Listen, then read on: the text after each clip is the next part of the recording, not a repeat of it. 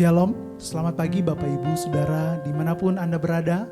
Pagi hari ini sama-sama kita membawa kerinduan kita kepada Tuhan kita.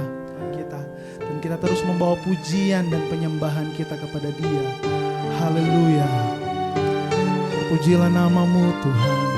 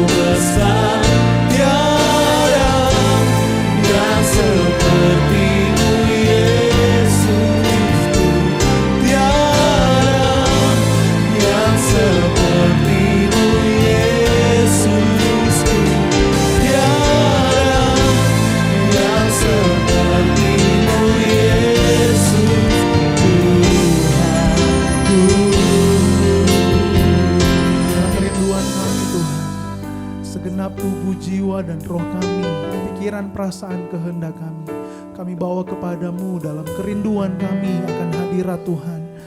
Inilah persembahan pujian kami Tuhan, dan kiranya Engkau yang bertahta atas pujian kami. Kami siap memuji Engkau, memuliakan Engkau pagi hari ini dalam nama Tuhan Yesus Kristus. Haleluya, amin.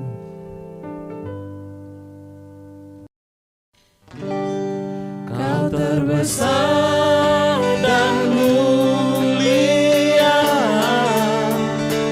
ajaib semua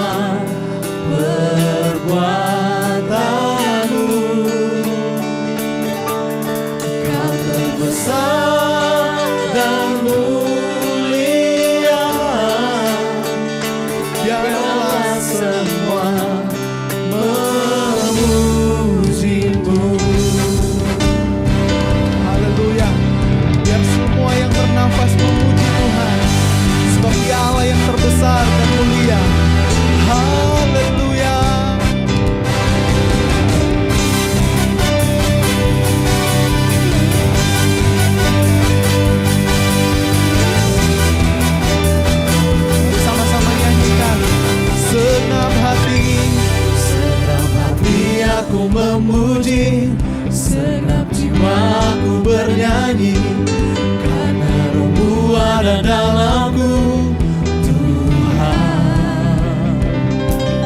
Kuatkan tanganku memuji, kuatkan suara dan bernyanyi, karena Roh-Mu ada dalamku, Tuhan. Mari menari memuji, ungkapkan sukacita di hari. Kau terbesar, Segala mulia, ajaib semua perbuatan-Mu. Besar dan mulia, biarlah semua memuji-Mu. haleluya. Biarlah semua yang bernafas memuji Tuhan. Katakan segenap hati. Segenap hati aku memuji, segenap jiwaku bernyanyi, karena Roh-Mu ada dalamku, Tuhan. Kuatkan tanganku memuji, kuatkan suara dan bernyanyi, karena Roh-Mu ada dalamku, Tuhan. Mari menari memuji, ungkapkan sukacita di hari. Karena besar dan mulia, ajaib semua perbuatan-Mu. Kau terbesar, Besar dan mulia, biarlah semua memuji-Mu. haleluya. Engkau Allah yang terbesar dan termulia.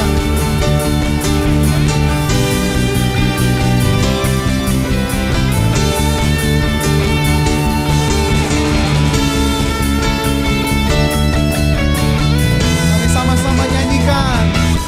Besar dan mulia, ajaib semua perbuatan-Mu.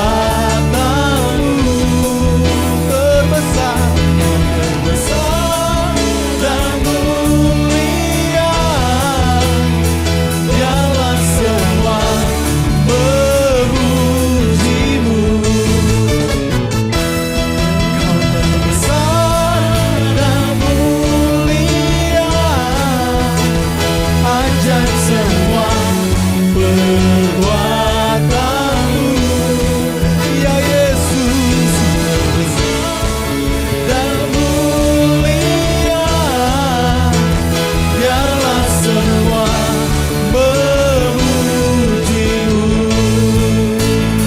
Biarlah semua memuji-Mu. Biar semua, Biarlah semua memuji-Mu. haleluya. Sebab Engkau Allah yang terbesar dan mulia.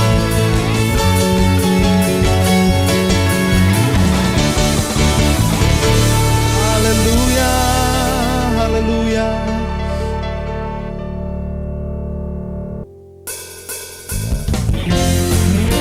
Hanya di dalam nama Tuhan Yesus Kristus, dialah kebenaran kita yang menerangi jalan kita. Firman, Firman terangi jalanku, perisai iman di setiap waktu, lindungiku dari segala, tak pernah ku ragu, karena Dia bersamaku, setia menjaga dengan kuasa mulia. Hanya di dalam nama-Nya, Yesus dia sumber pengharapan.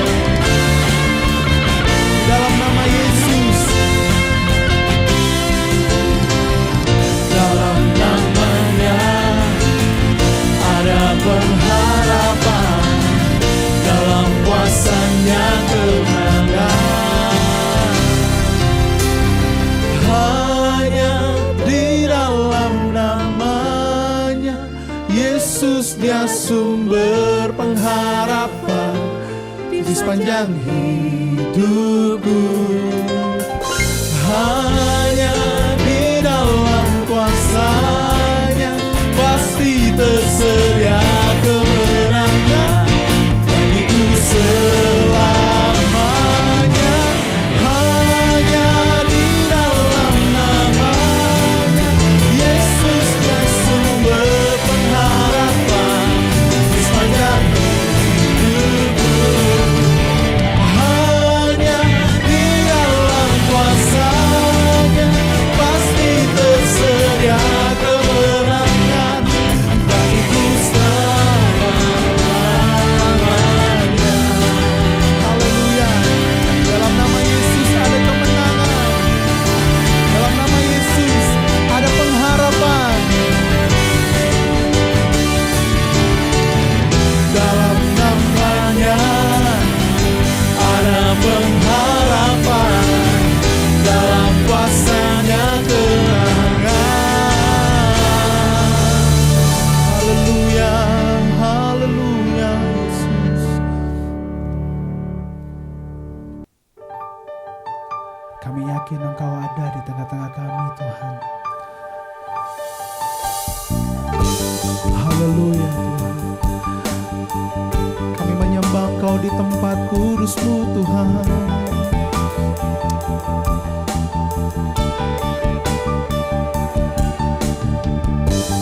Ku menyembah dalam kudus hadirat-Mu. Hampiri tahta kasih karunia-Mu Bapa. Sebab Engkau kekuatan kami, kekuatanku hanya dalam hadirat-Mu Yesusku. Hanya Kaulah segalanya.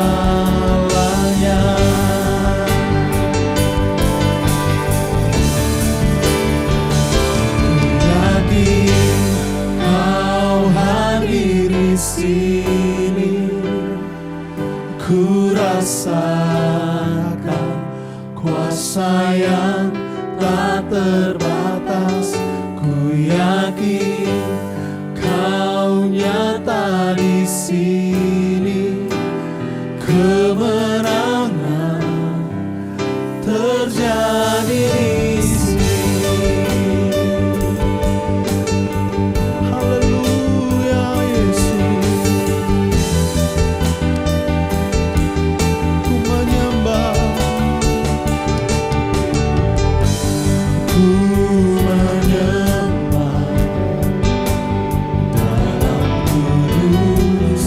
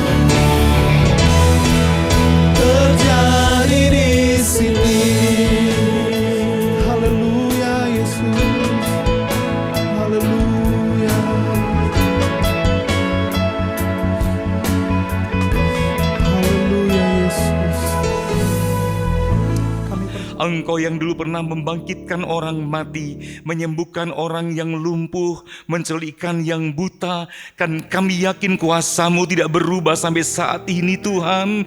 Kami semuanya memerlukan kuasa-Mu Tuhan. Dan Engkau selalu buka pintu bagi kami Tuhan. Di saat kami tiada jalan, Engkaulah jalan bagi kami. Kuasa kebangkitan-Mu agung sampai saat ini ya Bapa. Terima kasih Tuhan, kami percaya Engkau disenangkan dengan pujian kami. Dan Engkau memberkati song leader, singers, pemusik semuanya. Kami pemuji-pemuji-Mu diberkati. Dan mari Tuhan berkati kami juga dengan firman-Mu ya Bapa. Kami mau terima firman-Mu. Dan kami pun akan bersekutu dengan tubuh dan darah-Mu dalam perjamuan kudus bentar Tuhan. Terima kasih Tuhan. Dalam nama Tuhan Yesus Kristus kami berdoa dan mengucap syukur. Haleluya. Amin. Silakan duduk saudaraku. Puji Tuhan, salam sejahtera dalam kasih Tuhan Yesus Kristus. Terima kasih banyak kepada keluarga gembala untuk pelayanan yang dipercayakan pada saat ini. Ya, baik saudaraku, kita tahu hari-hari ini banyak orang yang mengalami jalan buntu, mengalami hal-hal yang rasanya mampet saudaraku ya, tetapi kita yakin Tuhan kita, Tuhan yang berkuasa dalam segala perkara. Nah, tidak salah kalau kita pun sebentar akan bersekutu dengan tubuh dan darah Kristus yang sudah ada di tangan kita masing-masing. Nah, kita lihat saudaraku, kuasa kebangkitan Kristus begitu nyata. Nah, sebelum kita bicarakan hal itu, mari kita akan mulai dengan kitab Wahyu pasal 3. Saya akan bacakan Wahyu 3 ayat 7, ayat 8, ayat 10 dan ayat 11. Sekali lagi kitab Wahyu pasal 3 ya, ayat 7, 8, 10 dan 11. Kalau saya bacakan firman Allah demikian. Dan tuliskanlah kepada malaikat jemaat yang di Philadelphia, inilah firman dari yang kudus, yang benar, yang memegang kunci Daud. Apabila ia membuka, tidak ada yang dapat menutup. Apabila ia menutup, tidak ada yang dapat membuka. Aku tahu segala pekerjaanmu. Lihatlah, aku telah membuka pintu bagimu yang tidak dapat ditutup oleh seorang pun. Aku tahu bahwa kekuatanmu tidak seberapa, namun engkau menuruti firmanku dan engkau tidak menyangkal namaku. Ayat 10. Karena engkau menuruti firmanku untuk tekun menantikan aku, maka aku pun akan melindungi engkau dari hari pencobaan yang akan datang dan atas seluruh dunia untuk mencobai mereka yang diam di bumi. Aku datang segera. Peganglah apa yang ada padamu, supaya tidak seorang pun mengambil mahkotamu. Saudara, kalau kita perhatikan ayat-ayat ini saudara, kita lihat jemaat Philadelphia, jemaat yang betul-betul alami kemurahan Tuhan ya. Nah, kita lihat di sini saudaraku yang penuh dengan kasih persaudaraan, dan dikatakan bahwa kekuatanmu tidak seberapa. Saudara, mari kita perlu menyadari, saya pun punya kekuatan yang tidak seberapa menghadapi keadaan dunia yang makin gencar saat ini. Dalam segala perkara saudaraku ya, arus dunia makin kuat, begitu kuat sekali. Kadang-kadang kita berpikir dunia begini makin dahsyat, makin ganas, menunjukkan satu kuasa yang luar biasa. Kita anak Tuhan diajarkan untuk apa? Tidak menjamah perkara-perkara yang tidak sesuai dengan firman Allah. Kadang-kadang kita merasa lemah, hampir tergoda dan sebagainya. Dan Tuhan berkata, aku tahu kekuatanmu tidak seberapa, namun ya, kita lihat, namun engkau menuruti firmanku dan engkau tidak menyangkal namaku. Saudaraku, hal-hal dalam dunia akan makin dahsyat untuk membuat kita jauh dari Tuhan. Tetapi kalau kita tetap menuruti firman Allah, tetap dekat dengan Tuhan, tidak menyangkal nama Yesus, ada janji tadi, aku akan melindungi engkau pada hari yang dahsyat. Dalam ayat 10 sekali lagi saya katakan, saya bacakan, ya, aku akan melindungi engkau dari hari pencobaan yang akan datang atas seluruh dunia untuk mencobai mereka yang diam di bumi. Kalau kita perhatikan hari-hari ini di masa-masa pandemi, nah sekarang kelihatannya sudah mulai menurun saudaraku ya, puji Tuhan, kita bersyukur. Namun kita tetap berwaspada selalu. Keadaan dunia bukan bertambah baik, Firman Tuhan berkata akan ada hari pencobaan yang melanda seluruh muka bumi. Tapi ada janji, aku akan melindungi engkau. Amin. Kita pegang janji Tuhan. Sekalipun keadaan luar biasa, makin jahat, makin dahsyat, makin mengerikan, Tuhan melindungi kita. Asal apa? Kita menuruti firman Allah, tetap menantikan Tuhan. Menantikan itu punya kerinduan. Orang yang menantikan tamu pun selalu apa? Sudah standby, siap. Dari pakaian udah siap, dari sikap udah siap. Mungkin apa yang mau disajikan pun sudah disiapkan semuanya. Kita lihat, jadi saya yakin kalau kita pun menantikan Tuhan, kita udah siap bertemu Tuhan. Ya, nah saudara, kita akan menantikan Tuhan selalu, punya kerinduan yang besar. Nah saudaraku, kemudian ada anjuran lagi, aku datang segera, peganglah apa yang ada padamu, supaya tidak seorang pun mengambil mahkotamu. Ada perkara-perkara ilahi yang sudah kita terima, kita pegang. Jaga baik-baik, jangan sampai hilang. Jangan sampai seperti Esau yang menjual hak kesulungan demi sepiring kacang merah itu, saudaraku. Ya, hanya sebentar kepuasan itu, tapi lenyap. Hal-hal yang ilahi itu lenyap. Pegang terus apa yang ada padamu. Urapan Roh Kudus, firman Allah, kasih, damai, sukacita, buah-buah roh, ada semuanya dalam kita. Pegang baik-baik. Ya, puji Tuhan, saudaraku. Nah, kuasa kebangkitan Tuhan membuka segala perkara. Ya, kita lihat dalam ayat-ayat yang saya bacakan tadi, ya, bahwa Tuhan membukakan pintu yang tak bisa ditutup orang lain. Saudara, mungkin ada orang-orang yang berusaha menutup pintu berkat kita. Tapi kalau Tuhan berpaut, berkenan pada kita, tak ada satupun yang bisa menutup pintu berkat. Okelah, satu pintu ditutup di sini, Tuhan bisa buka saluran yang lain. Tuhan selalu buka pintu kemurahannya untuk kita semuanya. Baik, kalau begitu mari kita lihat pasca kebangkitan Yesus. Setelah Yesus bangkit, apa saja yang Tuhan bukakan?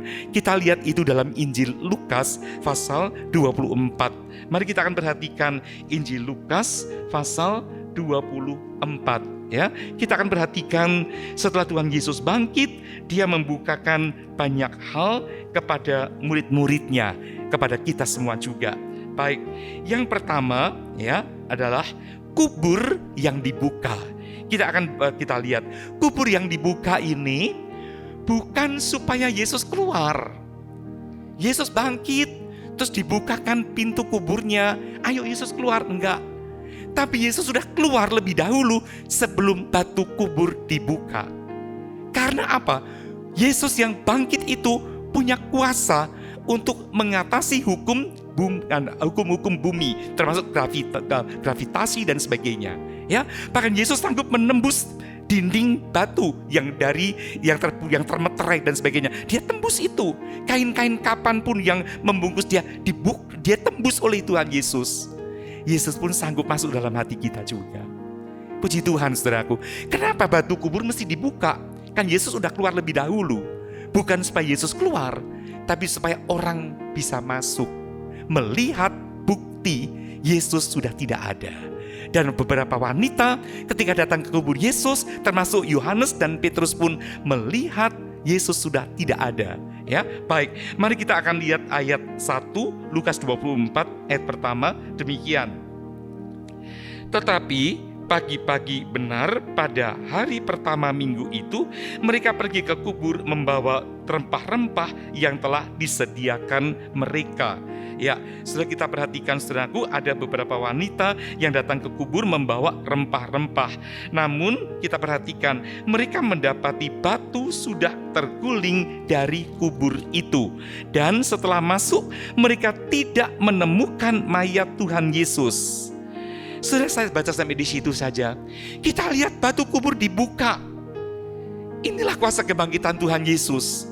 Mungkin ada bapak ibu saudara hidup secara jasmani, tapi maaf, mungkin entah saya atau saudara seperti terkubur oleh masalah-masalah, terkubur oleh persoalan-persoalan, seolah-olah kita nggak punya daya lagi untuk bangkit, nggak ada semangat. Mungkin Tuhan sanggup bukakan pintu kubur untuk kita.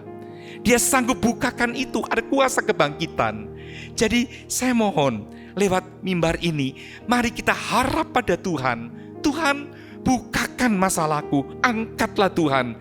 Aku yakin akan kuasa-Mu itu. Puji Tuhan saudaraku, tidak ada satupun yang bisa menghalangi Yesus untuk bekerja dalam kita, asal kita berpaut berserah kepada Tuhan. Nah, jadi kita lihat saudaraku, kita akan perhatikan sekarang dalam Roma 8 ayat 11 ya, atau ayat yang menguatkan saya dan saudara.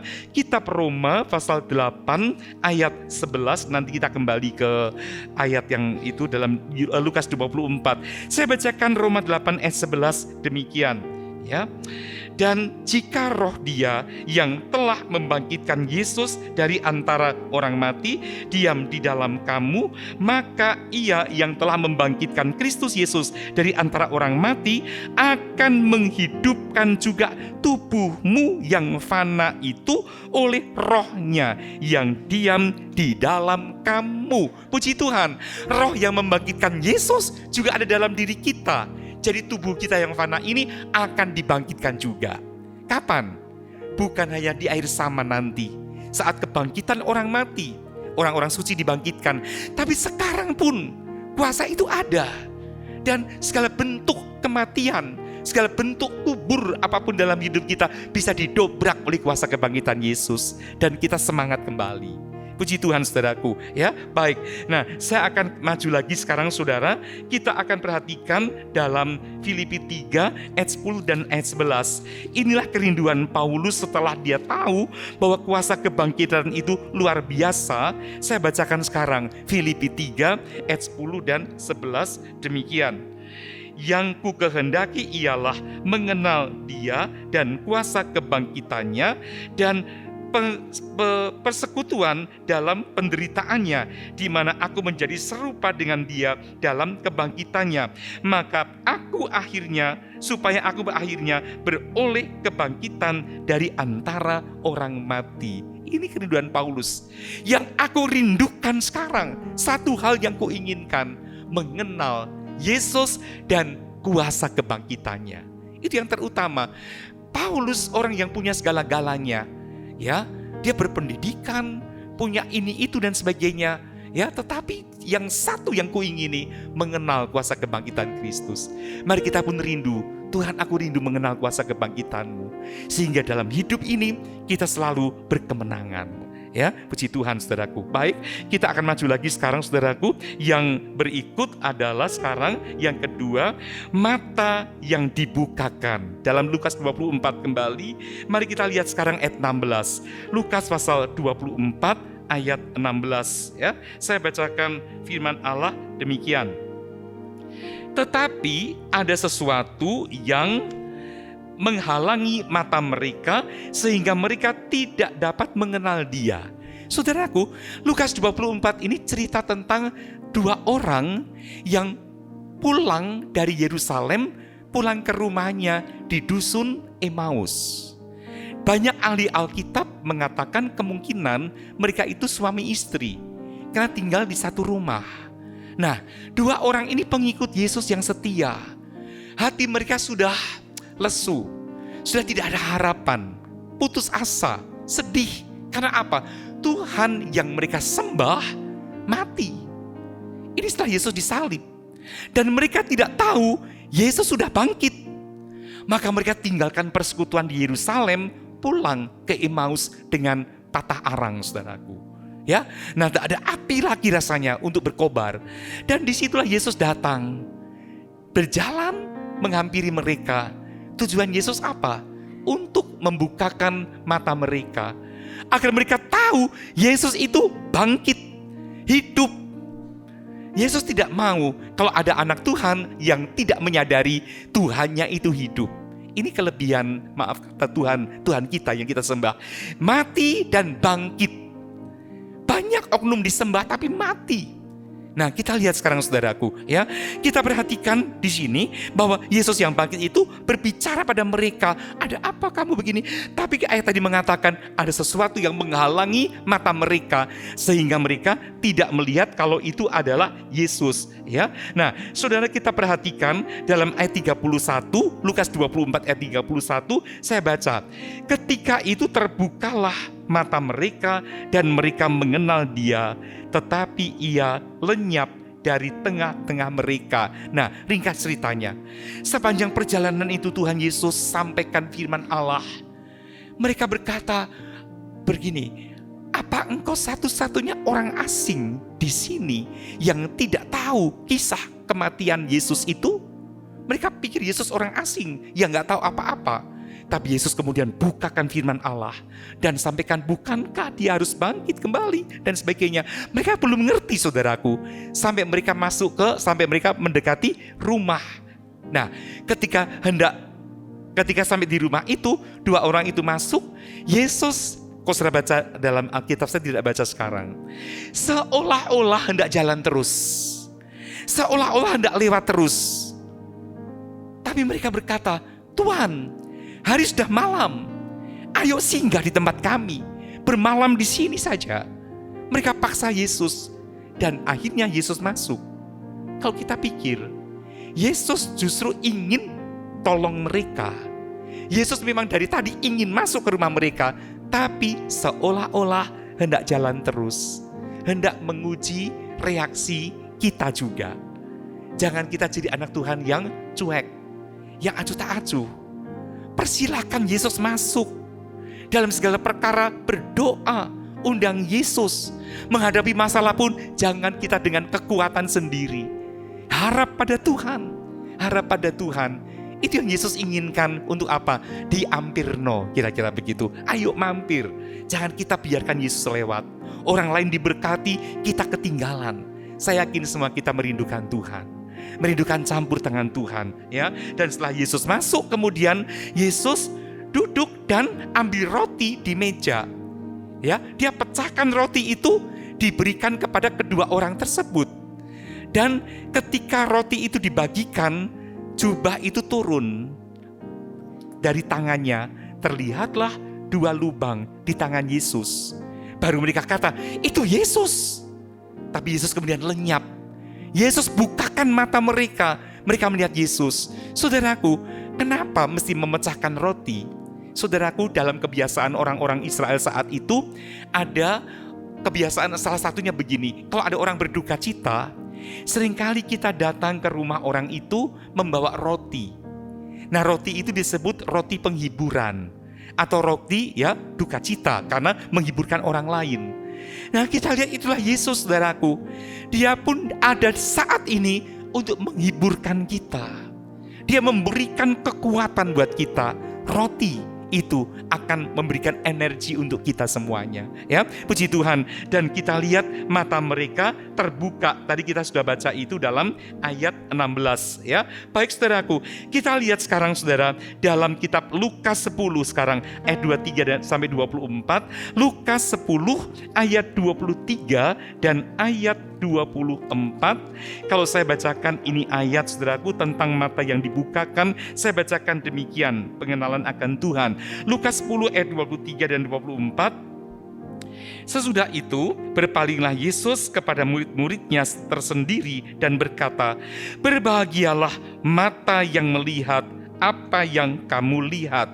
Karena aku berkata kepada kamu, banyak nabi dan raja ingin melihat apa yang kamu lihat, tetapi tidak melihatnya, dan ingin mendengar apa yang kamu dengar, tetapi tidak mendengarnya. Yesus bicara kepada orang lain, orang banyak dengan perumpamaan. Tapi kepada murid-muridnya, Yesus sampaikan ungkapan-ungkapan rahasia perumpamaan itu. Dan Yesus berkata, berbahagialah kamu karena engkau melihat. Banyak orang ingin melihat, gak bisa. Banyak orang ingin mendengar, tidak bisa. Saya dalam hati bersyukur saat ini. Karena apa? Kita ada di sini, di gereja Tuhan. Dan saya yakin dengan mata rohani, kita pun melihat Tuhan ada di sini. Tuhan di samping Bapak Ibu Saudara sekalian. Dia ada di atas, kiri, kanan, di belakang, di bawah ini semuanya ada. Yesus ada di sini. Semoga mata kita melihat Tuhan dengan mata rohani kita. Kasat mata kita gak melihat, tapi kita rasakan Dia ada. Berbahagialah. Banyak perkara-perkara ilahi yang belum tersingkap, kita minta Tuhan singkapkan. Kita melihat hal-hal kerajaan surga, karena waktunya sudah sangat singkat. Ingat ayat yang tadi kita baca, bahwa aku datang segera, tak tak lama lagi Tuhan akan datang. Masalah-masalah di dunia ini menunjukkan betul-betul Yesus segera akan datang kembali. Pakai waktu yang ada. Saya bersyukur saudara datang ke tempat ini beribadah, ya. Saya yakin kita semua rindukan Tuhan.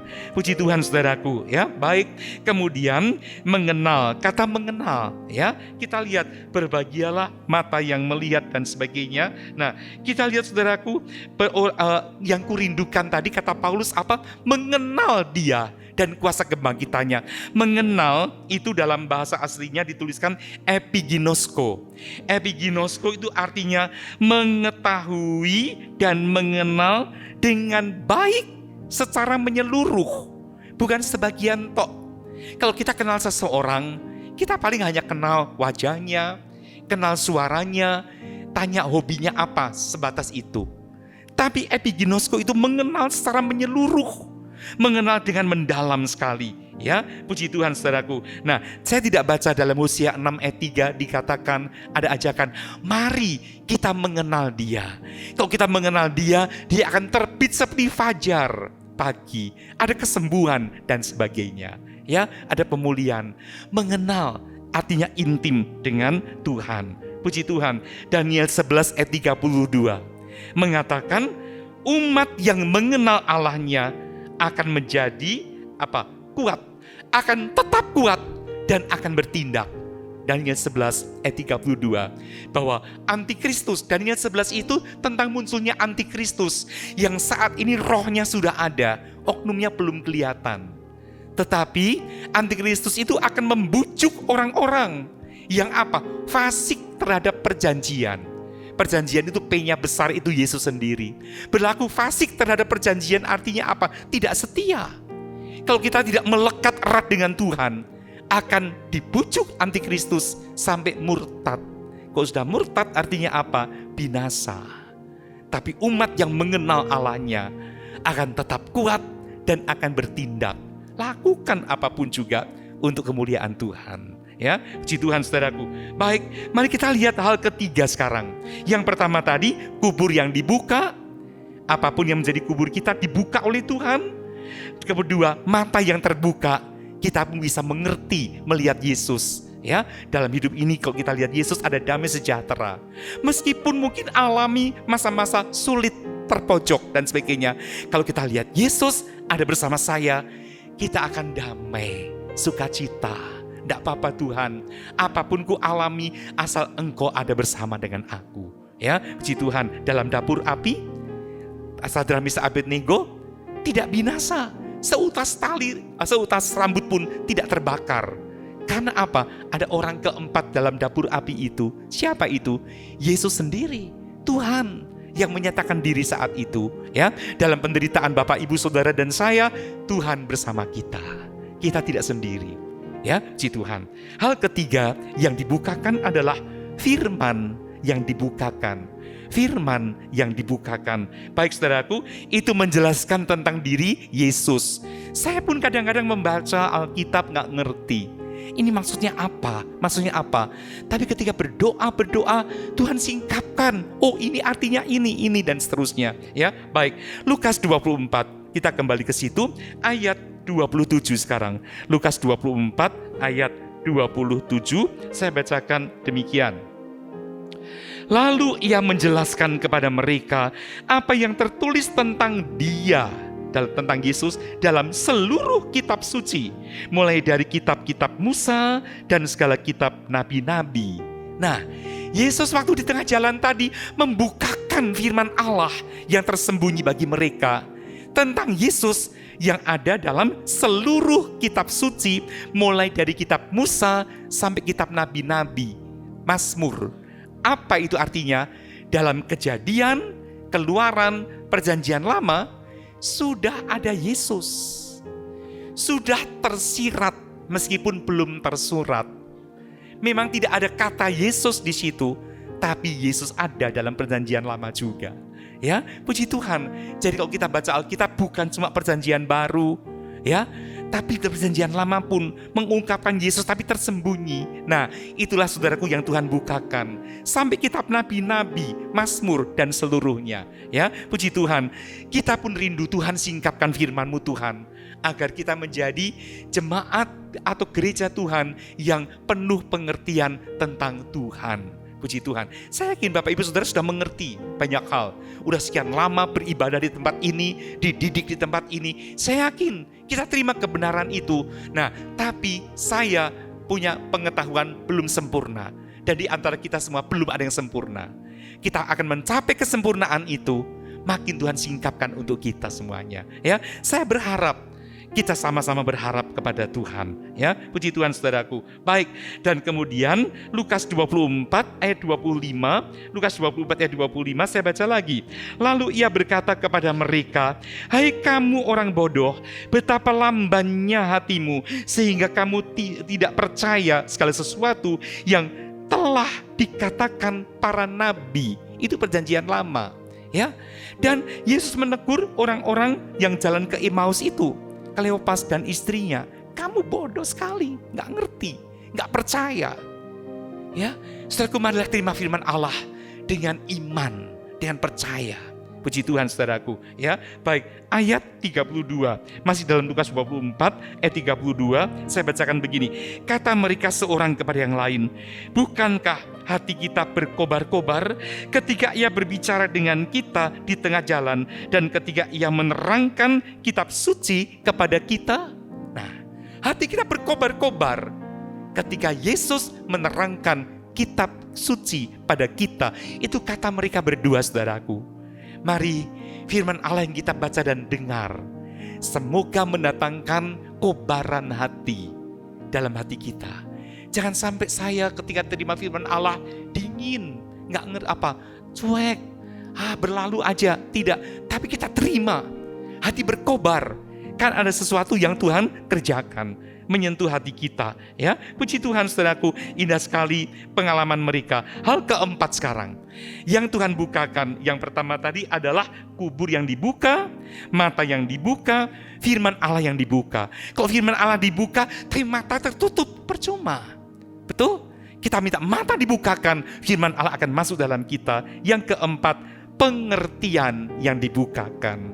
Kalau kita baca firman Allah, tahu itu ada Yesus, tapi nggak ngerti juga, sama saja. Ya, nah pengertian yang dibukakan untuk mengerti segala kebenaran tentang Yesus.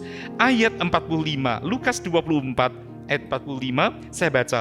Lalu ia membuka pikiran mereka sehingga mereka mengerti kitab suci.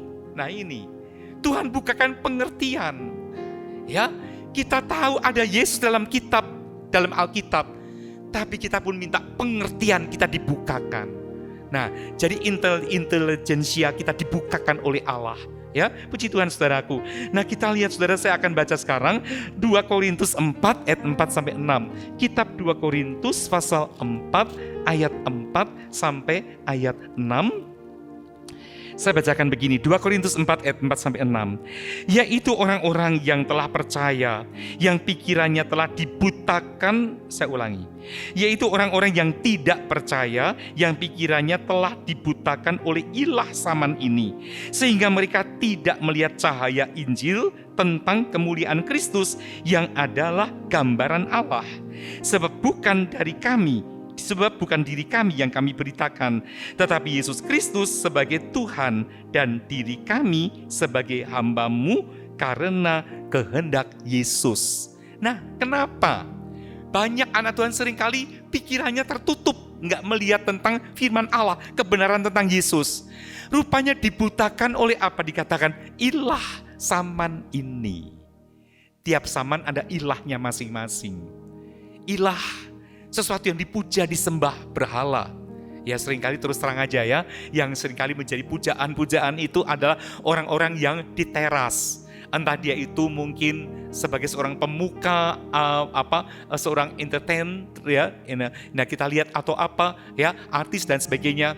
Kok zaman saya remaja, saudaraku, ilah zaman ini itu maaf aja ya, The Beatles misalkan begitu dan macam-macam. Orang gandrung ya melihat itu sampai dengar dari nyanyiannya, dengar dari musiknya, gini-gini, ngefans mulai sampai kemudian semuanya harus The Beatles.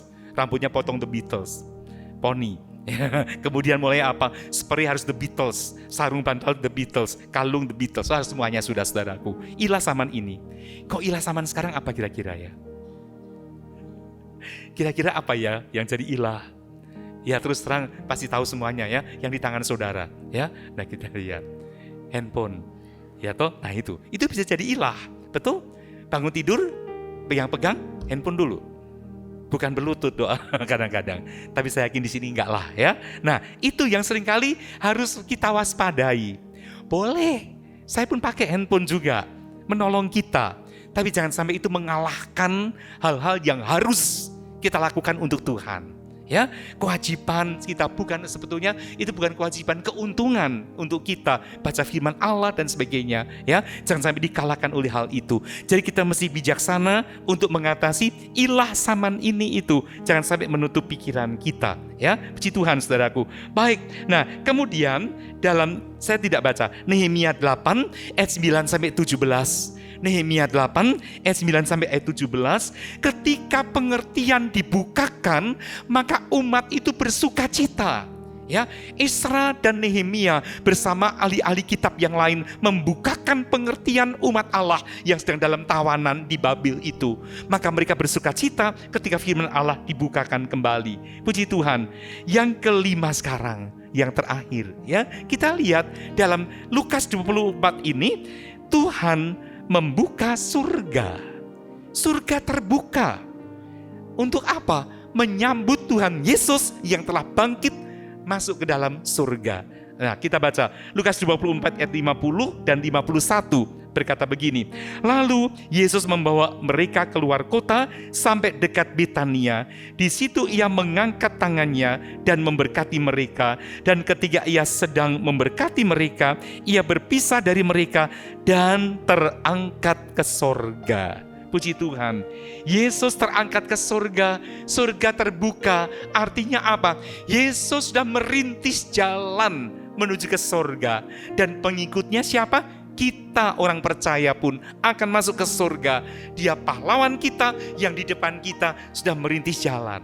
Di gambar itu sudah bisa bayangkan, Yesus membuka jalan yang belum pernah dilalui oleh siapapun untuk masuk ke surga. Dan kita akan masuk ke surga juga. Ya, puji Tuhan saudaraku. Baik, kita lihat ini kitab Ibrani ya, pasal 4. Ibrani 4 ayat 14 sampai ayat 16. Kitab Ibrani pasal 4 ayat 14 sampai ayat 16. Saya bacakan begini ya. Karena kita sekarang mempunyai imam besar agung yang telah melintasi semua langit, yaitu Yesus anak Allah. Baiklah kita teguh berpegang pada pengakuan iman kita.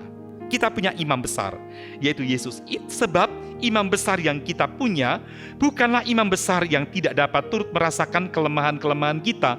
Sebaliknya, sama dengan kita, ia telah dicobai, hanya tidak berbuat dosa. Saudara, kita lihat, Yesus imam besar kita mengerti tentang kita semuanya. Dia tahu masalah kita. Ya, dia bahkan pernah alami masalah yang jauh lebih berat dari yang kita alami, dan dia tetap jaga kekudusan itu. Ayat 16, sebab itu marilah kita dengan penuh keberanian menghampiri tahta kasih karunia, supaya kita menerima rahmat-Nya dan menemukan kasih karunia untuk mendapatkan pertolongan kita pada waktunya. Jadi, kalau Yesus sudah masuk ke surga, kita pun sekarang bisa masuk ke surga sekarang lewat doa kita. Ya, doa kita bisa tembus ke surga sana dan kita alami pertolongan Tuhan. Puji Tuhan saudaraku, di slide yang terakhir mari kita perhatikan apa juga yang Allah bukakan untuk kita. Saudara, kita lihat sekarang ada beberapa ayat yang akan mengakhiri firman Allah pada pagi hari ini. 1 Korintus 16 ayat 9. Kita lihat kitab 1 Korintus pasal 16 ayat 9. Ya, kita akan perhatikan ya, apa yang Tuhan bukakan untuk kita. Saya baca begini, sebab di sini banyak kesempatan bagiku untuk mengerjakan pekerjaan yang besar dan penting, sekalipun ada banyak penentang. Artinya apa? Tuhan memberi kesempatan, membuka kesempatan untuk melakukan pekerjaan-pekerjaan besar. Ya, puji Tuhan. Yang kedua, 2 Korintus 2 ayat 12. 2 Korintus 2 ayat 12, saya bacakan demikian. Ketika aku tiba di Troas untuk memberitakan Injil Kristus, aku dapati bahwa Tuhan telah membuka jalan untuk pekerjaan di sana. Yang kedua adalah Tuhan membuka jalan untuk pekerjaan Tuhan. Banyak terobosan-terobosan yang bisa kita lakukan untuk melebarkan kerajaan sorga. Ya, puji Tuhan. Baik saudaraku, yang terakhir Kolose pasal 4 ayat 3. Surat Kolose pasal 4 ayat 3. Saudara, kita perhatikan ayat ini, kitab Kolose pasal 4 ayat 3 demikian. Hendaklah dan berusahalah memelihara, Kolose pasal 4 ayat 3 demikian.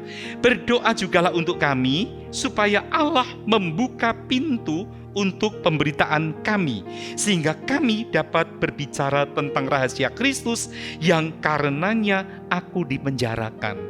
Jadi Paulus berkata pada jemaat Kolose, berdoalah untuk kami hamba-hamba Tuhan, agar Tuhan buka pintu penginjilan.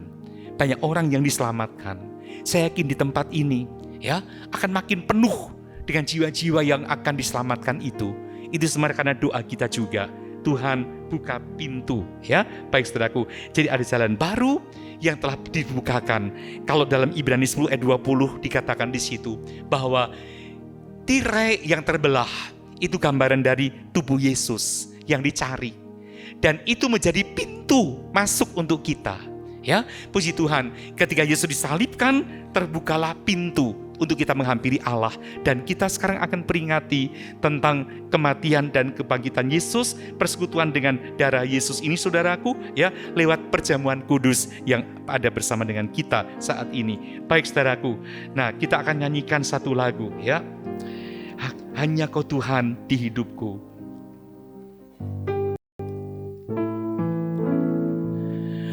Hanya Kau Tuhan di hidupku, Kau berikan hidup yang baru. Mari sama-sama kita berdiri saudaraku. Darah-Mu menyucikan, pulihkan hatiku. Ku nyatakan Kaulah segalanya. Engkaulah sumber pengharapan. Kuasa-Mu sanggup menyembuhkan. Jiwaku pun berserah hanya kepadamu. Yesus tolak segalanya.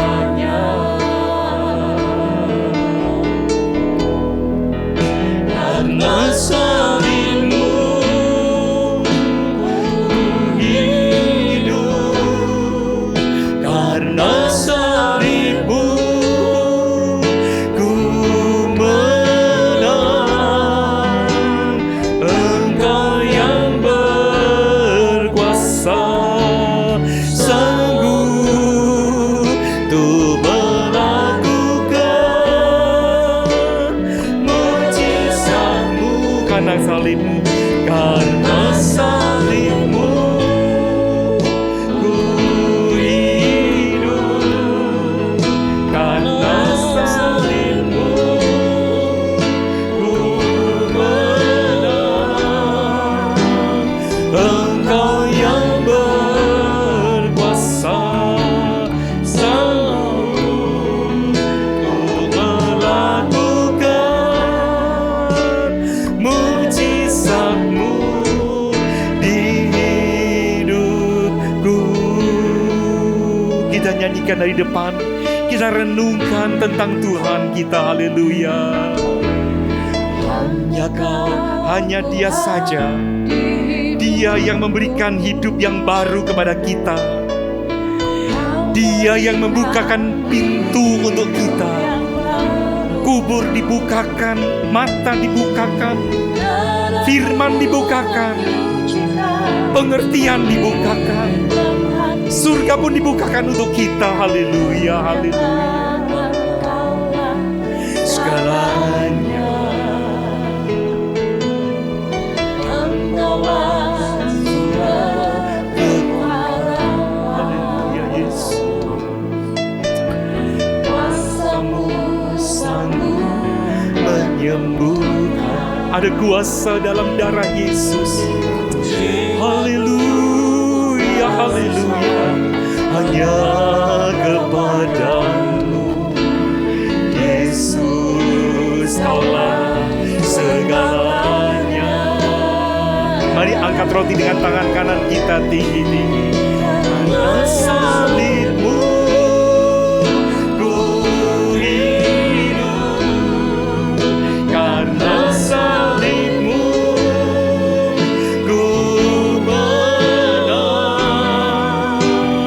Engkau yang berkuasa, sanggup turun karena salib-Mu. Haleluya.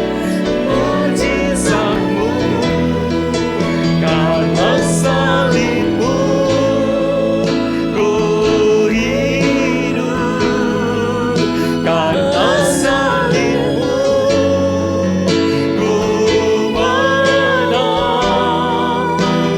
Engkau yang berkuasa.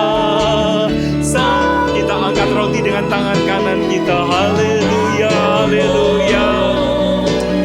Mujizat-Mu di hidupku, sembah Dia. Haleluya, haleluya. Haleluya, haleluya, haleluya, haleluya. Yesus, Yesus, Yesus. Terima kasih Tuhan. Darah-Mu, tubuh-Mu yang tercari Tuhan, membuka jalan bagi kami. Haleluya, haleluya. Yesus,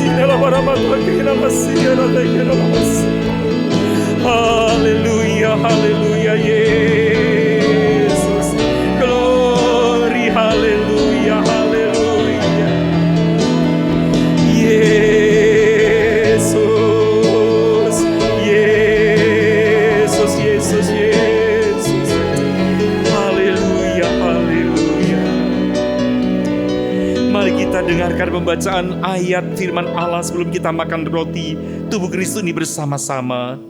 Sebab apa yang telah kuteruskan kepadamu telah aku terima dari Tuhan, yaitu bahwa Tuhan Yesus pada malam waktu Ia diserahkan mengambil roti, dan sesudah itu Ia mengucap syukur atasnya, Ia memecah-mecahkannya dan berkata, inilah tubuhku yang diserahkan bagi kamu. Perbuatlah ini menjadi peringatan akan aku. Sambil memandang dengan iman Yesus yang disalib di Golgota, kita akan makan tubuh Kristus bersama-sama dalam nama Tuhan Yesus Kristus.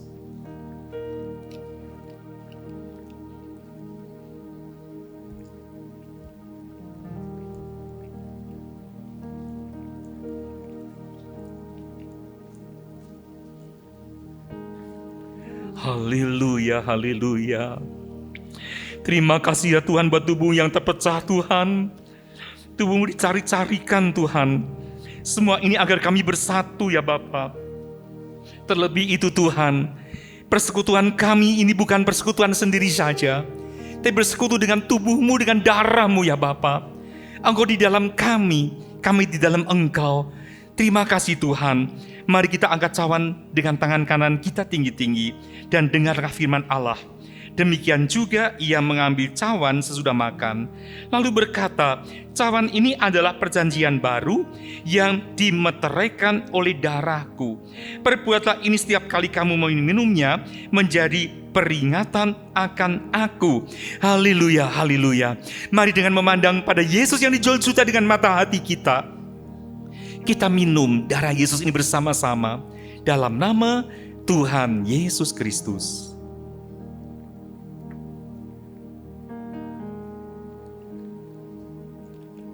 Haleluya, haleluya. Mari kita mengucap syukur kepada Dia. Haleluya, haleluya.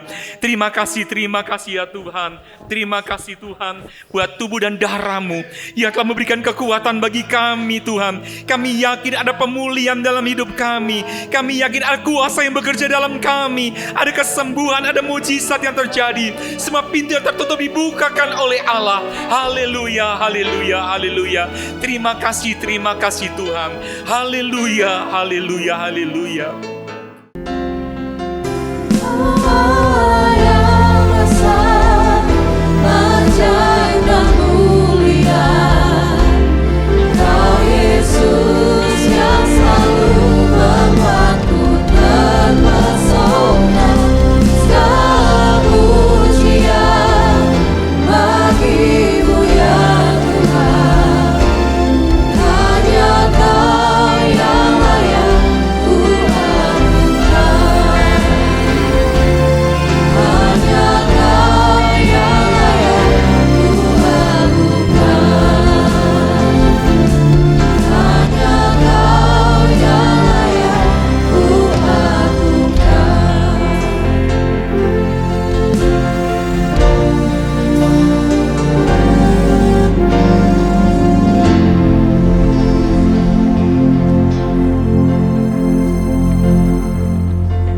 Ya Tuhan, hadirat-Mu tetap menyertai mereka untuk memberkati setiap rumah tangga mereka, seluruh anggota keluarga mereka. Berkatilah usaha dan mata pencaharian umat-Mu. Berkatilah roti dan air mereka. Berkatilah umat-Mu ini dengan kekuatan dan kesehatan. Sesungguhnya Kau sangat mengasihi umat-Mu. Seluruh umat-Mu ini ada di dalam telapak tangan-Mu, dan tak seorang pun dapat merampas mereka, domba-domba-Mu ini, dari dalam tangan-Mu. Hamba-Mu berdoa, bawalah seluruh sidang jemaat-Mu ini semakin hari semakin dekat kepada-Mu, semakin mengasihi Engkau ya Tuhan, sehingga mereka boleh tiba di puncak bukit kesucian-Mu dan memandang wajah-Mu yang indah. Kini sidang jemaat yang dikasihi Tuhan, Allah yang kekal adalah naungan-Mu, dan lengannya yang abadi menopang Engkau. Tuhan memberkati Engkau dan melindungi Engkau. Tuhan menyinari Engkau dengan wajah-Nya, serta memberikan Engkau kasih karunia. Tuhan menghadapkan wajah-Nya kepadamu dan memberikan engkau damai sejahtera di dalam berkat nama Tuhan Yesus Kristus. Amin.